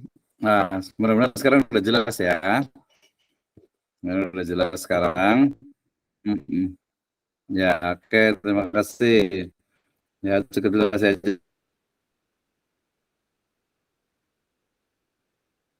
Jadi tadi saya jawab dari Pak Ustaz Saleh dulu nih. Ya, Ustaz Saleh. Jadi untuk tadi biografi apa pemikir, biografi dari objek penelitian kita. Kalau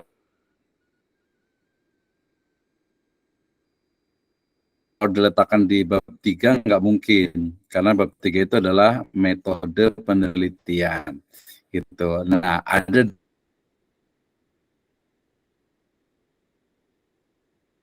dua kemungkinan. Kemungkinan pertama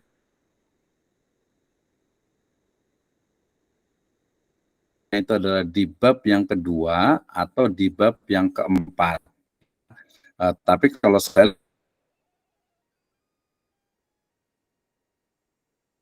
lebih cenderungnya itu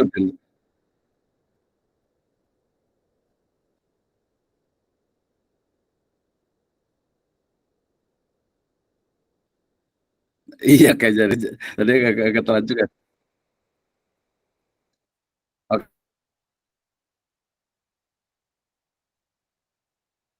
Oke, mudah-mudahan enggak sih. Di sini cukup jelas juga mungkin ini ya.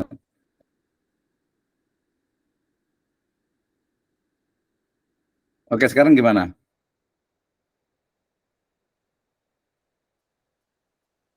Oke, mudah-mudahan cukup jelas ya.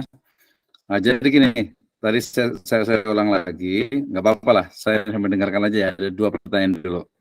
Jadi yang pertama terkait dengan Ustaz Saleh, ya Ustaz Saleh Abdul Qudus terkait dengan apa penulisan biografi, apa diletakkan di bab kedua atau di bab ketiga atau bab keempat ya, tambahkan gitu ya. Maka yang benar adalah bahwa biografi itu dia pertama tidak mungkin diletakkan di bab ketiga, karena bab ketiga itu adalah metode penelitian ya, sehingga dia tidak diletakkan di bab keempat, di bab ketiga. Nah, ada dua kemungkinan, bisa diletakkan di bab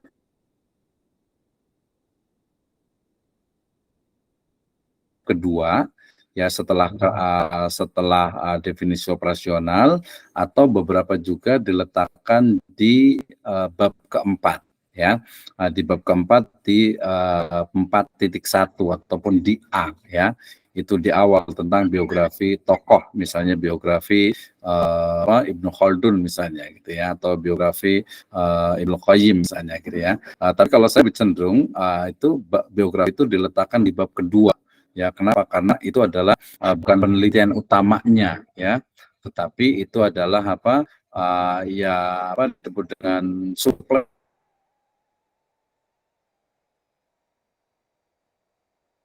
ya. Suplemen artinya itu untuk menguatkan bahwa penelitiannya itu adalah tentang pemikiran misalnya fulan misalnya. Ya, kita sebutnya misalnya pemikiran dari Abu Ubaid misalnya gitu ya. Maka kemudian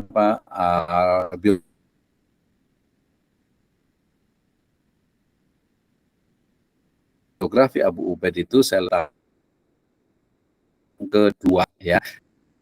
Itu sebuah penelitian, tapi jauh ya kan penelitian atau rumusan. Saya dengan baik. Oke, ada dia sedikit ya. Mudah-mudahan tidak mengurangi ini ya. Baik, yang berikutnya pertama ya Pak Saifullah, ya ada banyak ya tips ataupun clue ya untuk bagaimana jurnal kita itu bisa diterbitkan ya, dipublikasikan ya. Yang pertama adalah terkait dengan apa? Dengan tadi tujuan dari istilahnya jurnal itu mau jurnal yang mana nih? Ya, mau jurnal internasional atau jurnal Sinta 1, 2, 3, 4, atau 5 gitu ya. Jadi ada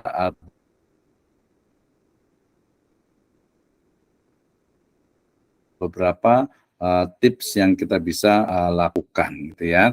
Jadi ketika kita ingin menerbitkan jurnal, yang pertama tentu saja adalah pastikan ya jurnal atau artikel jurnal yang kita kirim itu sesuai dengan cakupan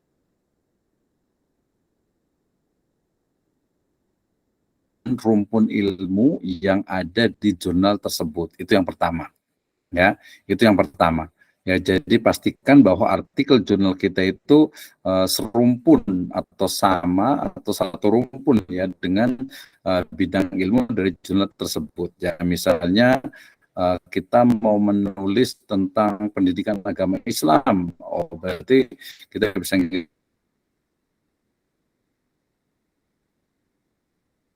kirim di edukasi Islami. Kalau kami di Sisojul Falah itu ada Edusifa gitu ya. Pokoknya jurnal tentang pendidikan agama Islam gitu ya. Nah, itu yang pertama.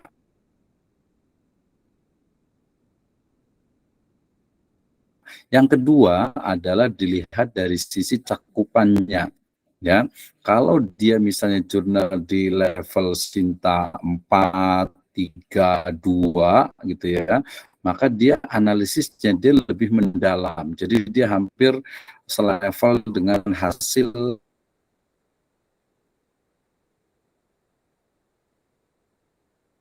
tesis ya.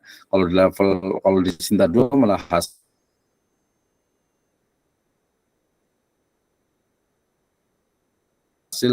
disertasi biasanya itu dia biasanya lebih risetnya itu lebih mendalam sehingga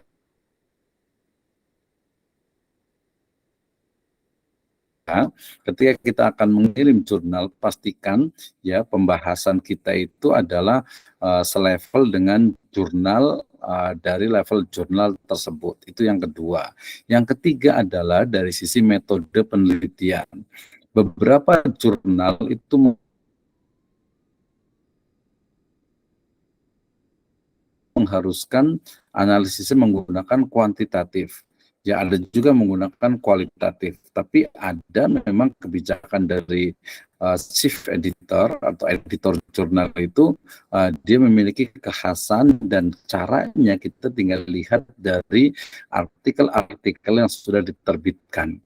Ya, jadi yang ketiga lebih kepada metode penelitian yang digunakan dalam artikel kita, ya apakah selaras dengan kebanyakan artikel metode penelitian dalam artikel yang diterbitkan di jurnal tersebut. Ya, itu yang ketiga. Ya, kemudian yang keempat, yang keempat itu biasanya terkait dengan apa? Dengan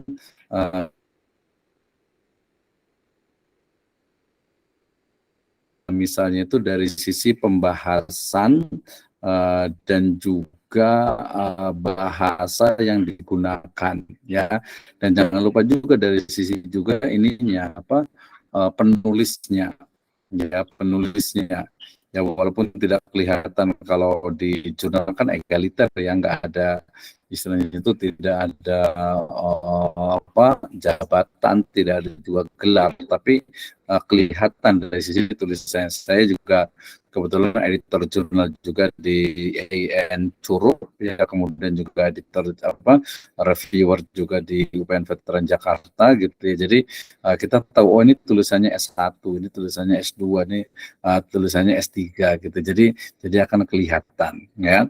Nah, termasuk juga nanti dari sisi penulisnya tadi ya. Jadi jangan kalau rata sekarang alhamdulillah sudah berjalan dengan baik. Jadi jurnal itu ditulis 3, 4, 5 orang gitu ya. Jadi jangan sampai seperti zaman dulu. Jadi jurnal itu ditulis oleh 1 orang gitu ya, sehingga kesannya itu sangat egois sekali gitu, pinter sendiri gitu. Padahal semakin banyak, dalam artian itu 5 batasannya, itu akan semakin kompleks kalau memang masing-masing itu mengerjakan dari jurnal tersebut ya. Jadi minimal ada 5 clue atau tips ketika jurnal kita itu akan diterbitkan ya. Jadi pilih jurnalnya sesuai dengan program studinya, kemudian metode yang digunakan, kemudian arah kebijakan dari jurnal itu sendiri, kemudian juga dari sisi penulisnya, dan juga jangan lupa tadi juga kita mengutip juga jurnal atau artikel yang telah diterbitkan dalam jurnal tersebut. Itu juga menjadi bagian dari tips juga. Jadi ternyata jurnal ini juga mengutip juga, karena semakin banyak citasi level itu akan semakin tinggi. Itu untuk Pak Asep Saifullah. Oke. Sekarang mudah-mudahan suara saya terdengar dengan baik. Ini tadi kayaknya mohon maaf nih agak sedikit terganggu. Silakan Pak Alfianto. Baik. Nah, apa kira-kira kiat-kiatnya kalau seandainya menulis tesis Ya, silakan.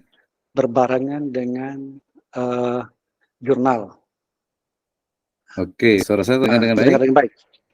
Enggak Atau ada jeda. jeda? Nah, kemudian saya tuh ingin mengangkatnya itu pendekatan Silakan Pak kualitatif, Alfianto, gitu ya. ingin diskusi, ingin bertanya. Sudah. Apa nggak dengar suara saya? Agak lambat ya, agak terganggu ya. Oke, yang Terganggu. lain juga boleh, silakan. Jadi mudah-mudahan nanti bisa dipahami. Atau saya pakai ini. Agak jeda dikit ya ininya ya. Agak terjeda ya. Oke. Rencana saya mau menulis tesis. Ya, terus saya dengarkan baik. Suara saya apa jelas? Apa jelas suara saya? Oke, baik. Atau boleh juga dituliskan ya, kalau ada pertanyaan nanti kita siap untuk berdiskusi, teman-teman sudah berkontribusi agar lebih jelas ya. Karena ini sedikit gangguan ya. Tapi di saya cukup jelas sih sebenarnya dari sisi ininya. Ya, silakan. Ada yang mau bertanya? Kita coba ya. Kalau saya ikan tidak mengaktifkan. Ya, silakan Pak. Jadi mungkin ingin bertanya, bisa berkomunikasi. Oke. Jelas. Dari sini. Bisa. Oke, kalau mau kalau yang boleh. Apa yang lain bisa? Oke, Suara Pak Dokter dengan suara yang lain juga jelas dari sini. Ini baru sudah bisukan.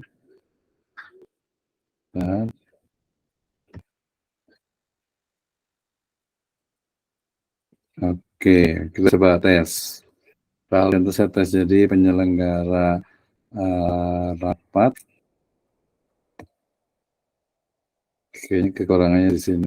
Coba Pak Alfianto boleh unmute.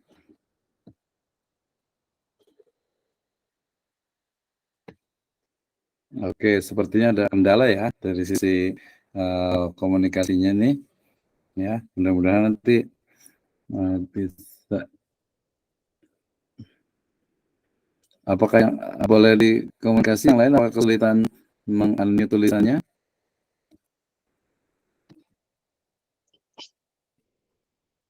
Oke. Masih kesulitan?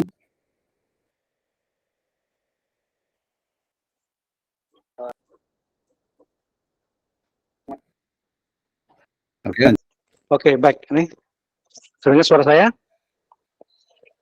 Baik. Mhm. Apa kiat-kiatnya? Saya kan rencananya itu ya, menulis tesis berbarengan dengan jurnal. Nah, gimana strateginya itu? Tapi berbarengan gitu. Nah, kemudian saya ingin mencoba menggunakan pendekatan kualitatif. Iya. Lanjut, Nah. Pak Rianto, jelas, cukup jelas suaranya. Oke ya, dengan pendekatan Silakan. kualitatif. Nah, kalau bisa masuk ke Silakan lanjutkan, cukup jelas Cinta suaranya. 2 atau 3 rencana saya. Nah, kenapa? Karena saya mengangkat, jadi saya ini sedang mengelola sekolah. Konsep yang saya terapkan itu ternyata sangat efektif merubah adab anak dalam waktu 1 bulan. Ya, terima kasih Pak Didik. Kayaknya cukup jelas juga, mungkin ini jaringannya kayaknya. Ya. Kalau itu juga cukup jelas suaranya. Mungkin ini namanya nggak usah pakai kamera juga nggak apa-apa, yang penting suaranya terdengar. Oke, terima kasih untuk yang lain ya, luar biasa sekali. Ada Pak Ustadz Ais ya, berarti bisa diselesaikan nih untuk tesisnya ya, bisa ujian tesisnya nih, mudah-mudahan bisa segera. Kemudian Pak Suhirman juga jurnalnya, ya, kemudian Pak Khudri ini tugas-tugas jurnalnya ya dengan tesisnya. Oke, Pak Alpiara boleh coba. Tadi sudah jelas, jadi pertanyaannya tadi tentang sedang menulis tesis. Silakan. Nah, ya jadi bagaimana strateginya itu sehingga berbarengan selesai gitu antara Atau selesai terjeda ini kayaknya. terjeda ya. Berbarengan selesai tesis dan jurnal. Itu bagaimana strateginya sehingga bisa masuk Cinta 2.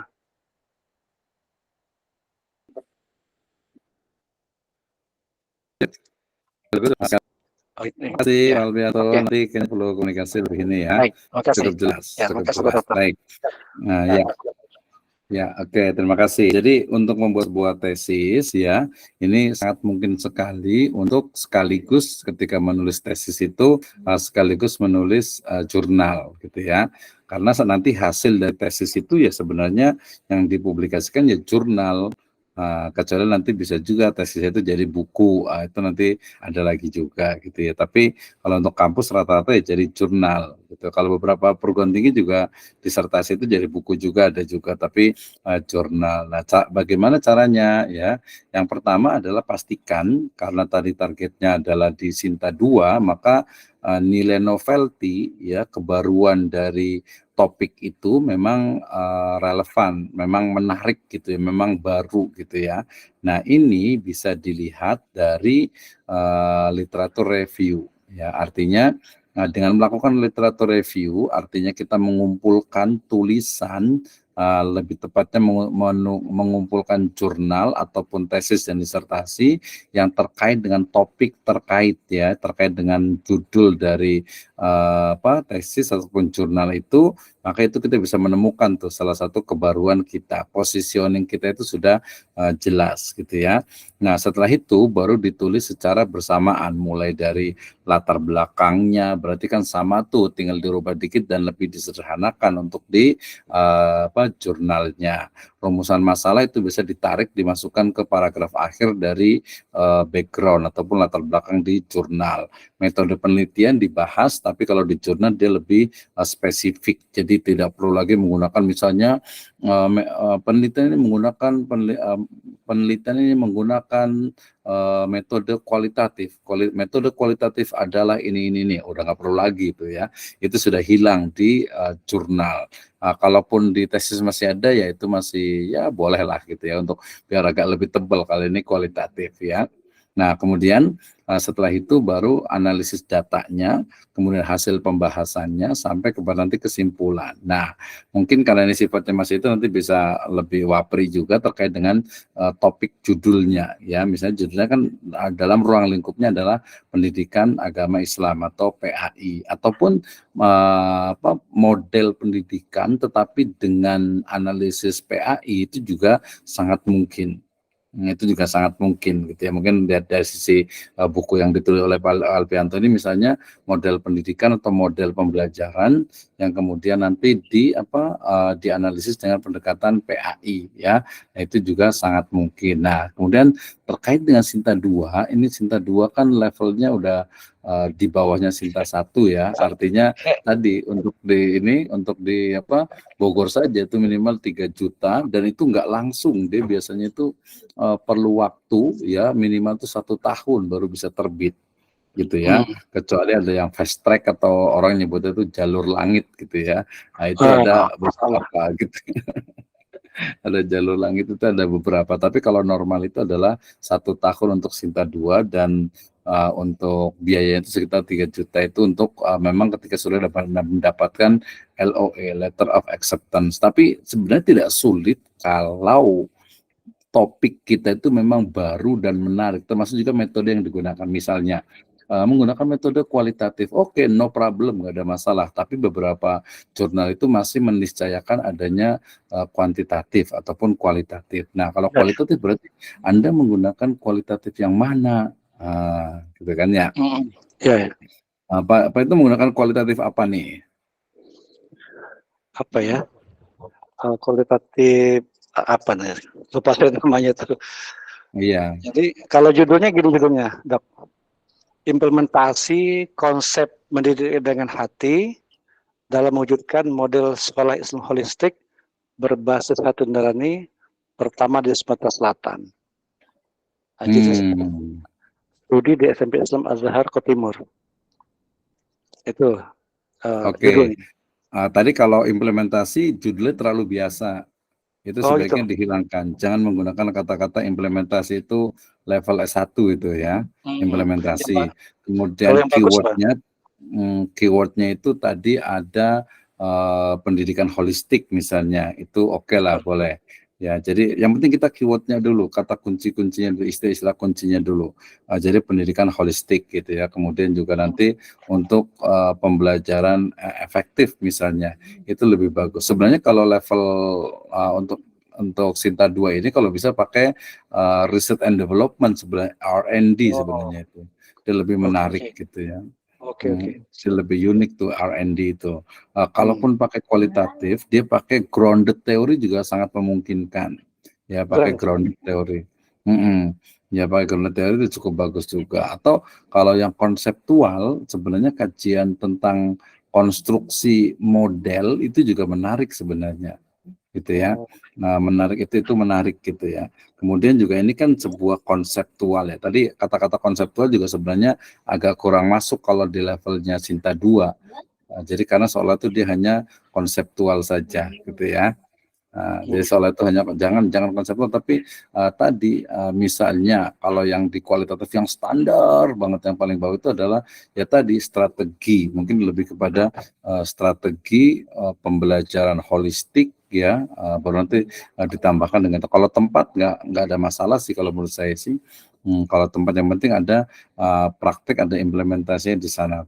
Kemudian pilihan lokasi itu juga menarik gitu. Jadi yang baru ini kan tadi pendidikan holistik, dengan satu lagi Pak Alfianto? Berbasis hati nurani. Berbasis hati nurani. Oh ya, tadi mendidik dengan hati ya, berbasis hati nurani. Ya, mendidik dengan hati ini kan banyak nih beberapa istilah menggunakan kata-kata mendidik dengan hati. Ini kan sebenarnya dia apa ya, tadi betul konseptual, tapi dia belum menemukan model apa sih yang dimaksud dengan mendidik dengan hati gitu. Ini biasanya masih terlalu social problem ya. Jadi judulnya itu masih belum sampai ke academic problem gitu. Jadi apa sih yang dimaksud dengan mendidik dengan hati gitu? Nah, gitu ya. Mendidik dengan hati itu seperti apa sih? Sama juga ada teman bikin tentang apa namanya? Tentang bukan manajemen kolbu tapi tentang apa ya? Tentang pokoknya manajemen hati lah gitu ya. Jadi hati itu biar sehat itu seperti apa gitu. Nah, itu dia pengembangan itu. Nah, idenya sudah bagus tentang pendidikan holistik, kemudian mendidik dengan hati, berbasis hati nurani gitu. Itu unik gitu sebenarnya itu. Cuman memang tadi perlu jangan diimplementasi, karena kalau implementasi itu mungkin lebih bagus kalau pakai menggunakan, nggak usah pakai analisis juga, langsung ke yang di situ itu seperti apa dan kelebihannya seperti apa, tantangannya itu seperti apa gitu. Oke, itu ya. Nah, nanti bisa ini Pak Albianto, nanti kita bisa komunikasi nih biar lebih bagus gitu ya, termasuk mungkin channel untuk yang S2 terutama di PAI gitu ya. Oke, sip. Oke, nanti kita sambung lagi insya Allah, sudah lewat ya. Oke, dari Pak Abdurrahim ya, nanti bisa komunikasi lagi.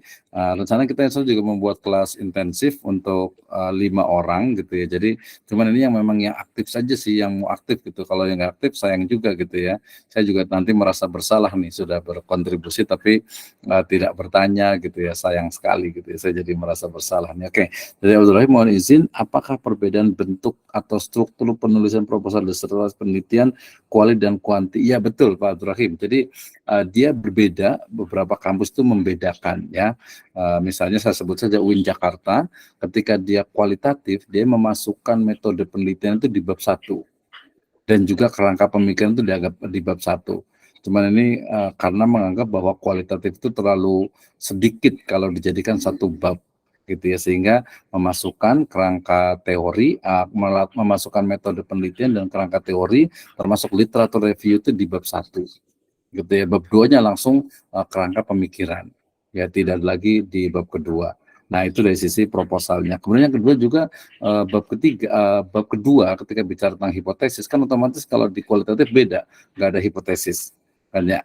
Paling ada preposisi itu pun nggak terlalu dibahas gitu ya, nggak banyak, nggak mesti gitu. Jadi pasti ada hipotesisnya. Di bab kedua pembahasan tentang teori hipotesis itu ada di kuantitatif, sementara di kualitatif itu tidak ada. Nah yang paling banyak itu bedanya itu di bab ketiga metode penelitian.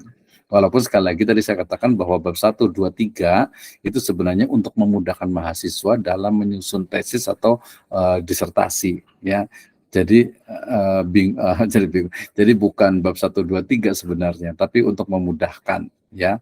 Oke, Pak Didik masih bingung buat judul tesis. Oh, gampang lah.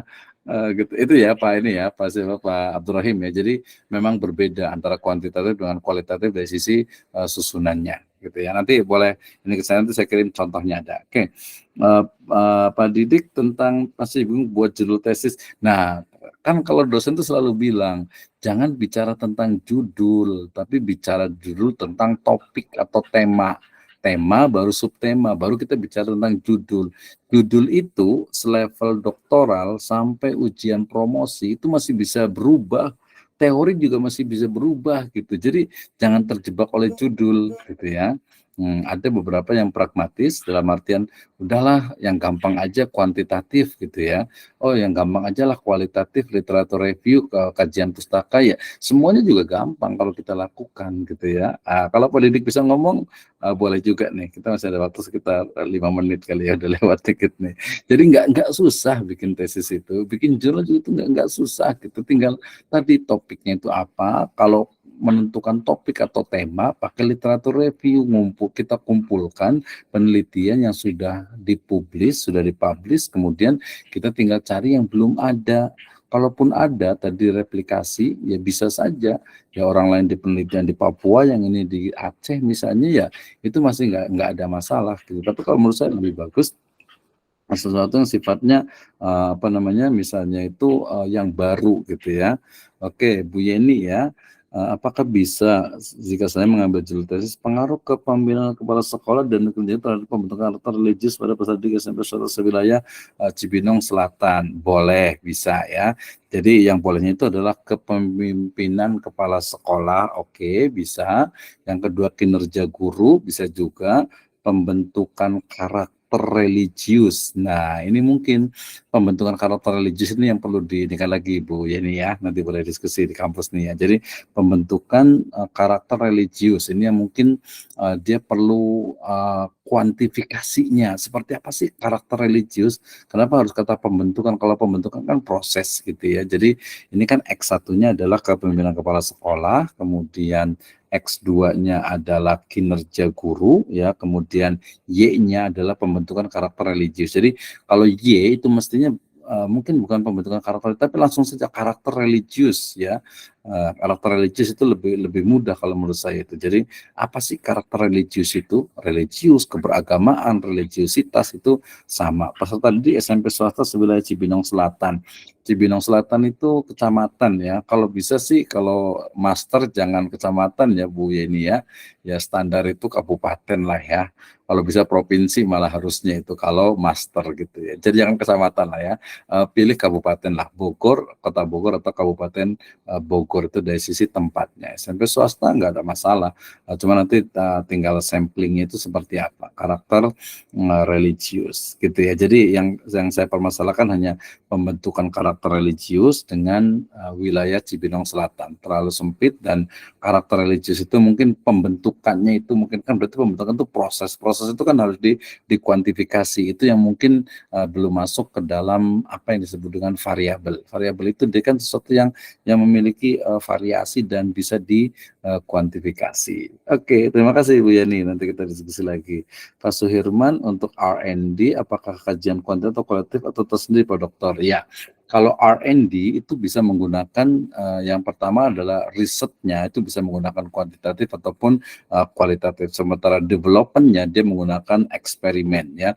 Eksperimen ini berarti dia adalah kuantitatif. Jadi bagaimana misalnya saya ingin tahu tentang penggunaan misalnya penggunaan media elektronik misalnya, atau penggunaan internet misalnya, atau penggunaan yang saya lakukan sekarang nih, penggunaan BART gitu ya, BART-nya Google untuk mengisi misalnya UAS misalnya gitu. Nah, ini seperti apa? Berarti pertama saya akan buat risetnya dulu seperti apa permasalahannya, bisa kuantitatif ataupun kualitatif atau bisa juga mix method. Nah, setelah ditemukan hasil risetnya baru kita buat pengembangannya.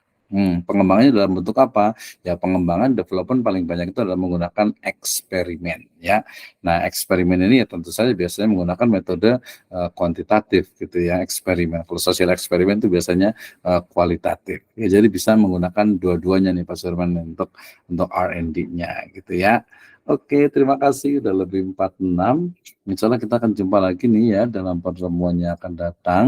Ya, nanti saya akan buat kelas khusus mungkin beberapa orang yang memang serius, dan termasuk kalau mahasiswa ya mungkin dipersilakan untuk ikut, tapi memang untuk yang khusus yang sifatnya itu lebih ke Q&A ya, tanya jawab dan juga konsultasi secara langsung gitu ya. Jadi bukan hanya mendengarkan saja. Termasuk Pak Suherman juga nih yang lagi nyusun disertasi juga ya. Nanti mungkin bisa juga teman-teman malah biar lebih case study itu bisa presentasi ya. Nah, bisa presentasi baik itu judulnya, jadi kayak mirip-mirip ujian proposal semu lah gitu ya, atau ujian disertasi semu gitu. Nanti mungkin saya nggak sendiri, nanti saya akan ajak beberapa teman juga, 1-2 orang mungkin juga yang bisa mengkritisi, atau mungkin Ibu dan Bapak sekalian juga bisa mengkritisi juga nih gitu ya. Oke, siap insya Allah semuanya, dan terima kasih. Oh, Pak, ya setuju ya Pak Abdurrahim ya. Ini ada Pak Iwan juga, hatur nuhun ya. Jadi di disertasinya tentang kebijakan ini juga menggunakan kualitatif, maju terus ya, karena terkait dengan bagaimana kebijakan Khalifah Umar bin Khattab dalam kemarin itu ya, tentang kebijakan publik ya, administrasi publik ya. Saya rasa ini menjadi hal yang menarik juga. Saya juga sudah kemarin komunikasi dengan Pak Dr. Cahyo Suprayogo juga. Beliau disertasinya di Brawijaya kalau nggak salah tentang kebijakan publik juga di beliau di IPDN ya, merujuk kepada kebijakannya Khalifah Umar bin Khattab. Terima kasih Pak Saleh juga, insya Allah nanti tinggal komunikasi juga terkait dengan tesisnya ya, dengan ininya. Jadi sangat mudah sekali, yang penting punya keinginan dan jalan gitu ya. Jadi jangan, kalau bahasa Sunda itu ngereyeh, dikeroyok gitu. Jadi pelan-pelan, dikit-dikit dikerjakan, insya Allah selesai gitu ya. Kalau didiemin aja bingung, diem malah nggak selesai. Jadi kuncinya adalah 3, tulis, dan tulis. Nanti kita review sama-sama, kita edit sama-sama, kita tengok sama-sama mana yang salah, mana yang kurang gitu ya. Jadi tulis aja. Bahkan kalau saya biasa terakhir itu adalah silahkan copy dari berbagai sumber, minimal 5 sumber di copy, kemudian di paraphrase. Nanti kalau yang masih muda sudah bisa pakai paraphrase yang menggunakan AI, artificial intelligence ya. atau bisa menggunakan ChatGPT, menggunakan Bard, menggunakan Bing juga gitu ya. Itu untuk membantu nantinya kita akan modifikasi, kita akan rombak total sehingga kemudian menjadi milik kita. Jangan khawatir ya. Termasuk juga di jurnal. Jadi kalau tadi Pak Daden dan yang lainnya mudah sekali ya. Kalau Bu Peti terkait dengan tadi ujian untuk proposal ya, yang seingat saya ya mudah saja ya, tinggal kita pasti akan ditanya itu tentang kenapa memilih judul itu ya, kemudian metode penelitian yang digunakan apa, kerangka berpikir seperti apa, teori yang digunakan itu seperti apa, sampai kepada signifikansi atau manfaat dari penelitian ini untuk apa gitu ya. Literatur review juga penting juga supaya kita bisa memposisikan dari penelitian kita. Oke, terima kasih untuk semuanya. Insya Allah kita akan jumpa lagi di Senin yang akan datang. Jazakumullahu khairan ala ihtimamikum wa nahtatim. Kita tutup dengan hamdalah dan doa kafaratul majlis. Alhamdulillah. Subhanakallahumma wa bihamdika. La ilaha illa anta astaghfiruka wa atubu ilaik. Assalamualaikum warahmatullahi wabarakatuh. Waalaikumsalam warahmatullahi wabarakatuh.